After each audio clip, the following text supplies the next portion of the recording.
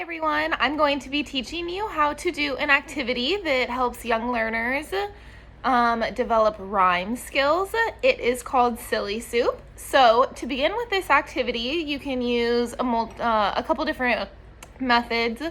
I like to use a physical bowl to make the silly soup and a large mixing spoon with my children, and then actual objects that I can find in my classroom, or I have rhyme pattern things accessible to me while I'm at school. But right now, since I'm not at school, I'll be using a small cup and a small spoon and telling you which objects we have to decide between to rhyme with. So the silly soup song goes like this. I'm making lots of silly soup. I'm making soup that's silly. I'm going to cook it in the fridge and make it nice and chilly. You would sing that song to your students. They can join in if they're familiar with the song, if you've done this a couple times with them, but if not, you'll just sing it. And I would lay 3 objects out in front of them, such as a cat, a ball, or a mat, and I would ask them to find 2 words that rhyme and put them inside the bowl. So if they put mat and cat inside the bowl, I would say, well done, great job, now let's make some silly soup. And we would sing it again. I'm making lots of silly soup. I'm making soup that's silly. I'm going to make it in the fridge to make it nice and chilly. And then the child that has just put those items inside of the bowl will get to stir it, and slowly the bowl will be passed around the circle or sharing circle, whichever, so that each child gets the opportunity. So another example could be fruit, ball, or tall. And tall, I would put like a long block or something very long, and tell the children that it's tall. So they would then hopefully choose ball and tall, put it inside of the silly soup, and mix it up again.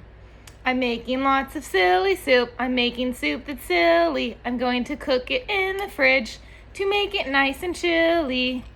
And then I also would have another set of rhyming words that I could lay out in front of all the children and get them involved again. So frog, log, tall, or frog, log, cat. And now you would give another child an opportunity. Maybe at this point you see that some children aren't as engaged, so you could call them and ask them to just put one of the words inside of the silly soup and sing the song again. And then you could ask another child to put something inside of the silly soup that rhymed with the original word. So maybe frog was the first thing that went in, and hopefully the second child would put log inside. And then once again, you would give them the silly soup, and they would mix it up singing, I'm making lots of silly soup. I'm making soup that's silly. I'm going to cook it in the fridge to make it nice and chilly. And you're mixing. I think this activity is really great because it gets children really engaged. They love the singing aspect of it. I like using physical objects just so that they can really see the words. But you could also, I've done this where I have a bowl posted onto my wall, like just a photo of a bowl, and then flashcards that the children can stick inside of the bowl that's on the wall. And that's just kind of a learning opportunity for them during free play. And they really love this activity, and it helps build on their phonetic awareness with rhyme words, and it helps them continue to piece together rhyme strings when they're learning Phase 1 phonics.